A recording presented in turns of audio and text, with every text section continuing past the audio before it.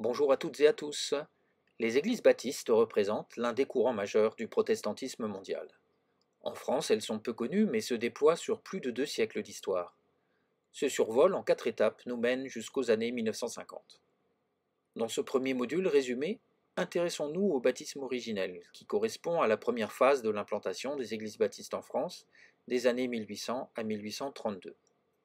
Mais d'abord, qu'est-ce que le baptisme? Au début du XIXe siècle, après la Révolution française, cette branche du protestantisme faisait sensation par sa pratique du baptême du converti, représentée ici dans une illustration datée de 1876. Sur le plan historique, rappelons que les églises baptistes sont nées en Europe en 1609, synthèse entre le non-conformisme protestant britannique et l'anabaptisme hollandais.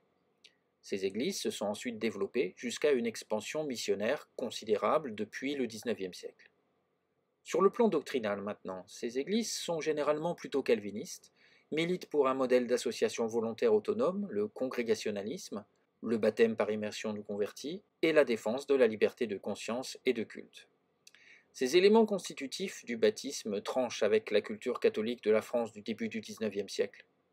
Pourtant, l'identité baptiste s'est implantée, inscrite dans des filiations protestantes marquées symboliquement par l'attachement particulier des baptistes pour le terroir où grandit un certain Jean Calvin. Cette histoire française commence par l'étape du baptisme originel, autour de 4 pôles, dont le plus ancien part des confins de la Picardie et du nord de la France, en particulier autour du foyer de Nomain.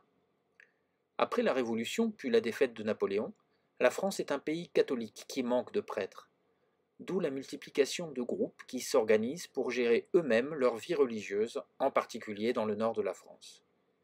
Cet élément de contexte, favorable à l'évangélisation protestante, se double de l'impact de ce qu'on appelle le Réveil de Genève, mouvement de remobilisation du protestantisme, à impact individuel, conversion, ecclésiale, création d'églises, et sociétale, œuvre sociale.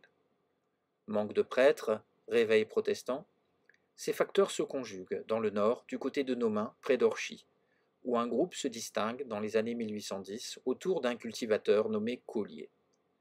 Qui aurait cru alors que la figure baptiste britannique de William Carey, connu pour son évangélisation de l'Inde, se télescoperait avec ce groupe de chrétiens isolés dans un village des confins du nord de la France? C'est bien pourtant ce qui va se produire, par l'intermédiaire de l'évangéliste Henri Pitt.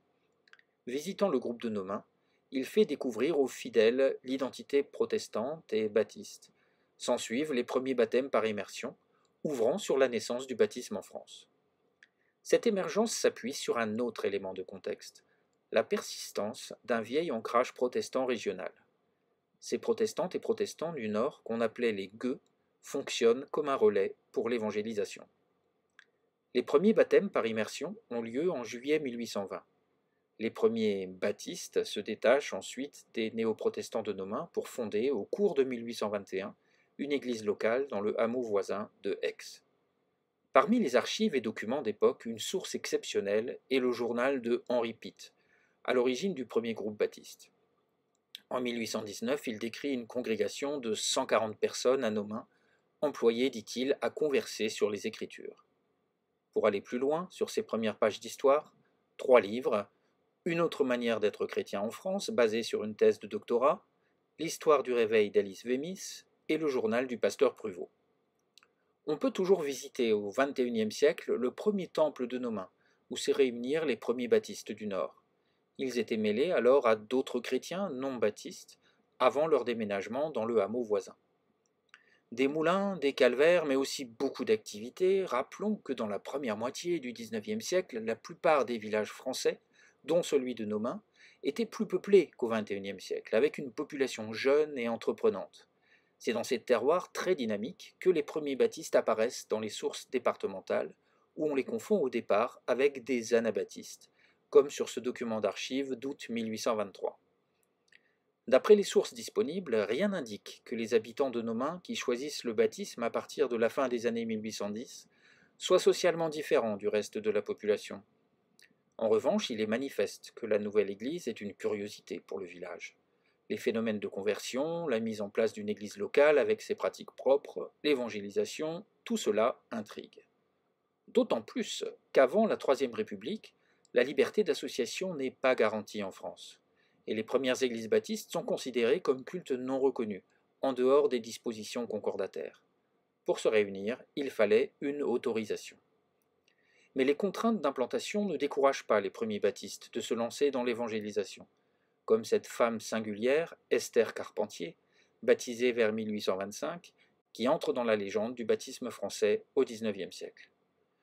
Dans le nord de la France, les éléments de contexte favorables à l'implantation de communautés néo-protestantes nourrissent une évangélisation qui aboutit à la constitution de 6 assemblées proto-baptistes à Nomain, Lannoy, Saulzoire, Viely, Remont et Bertry.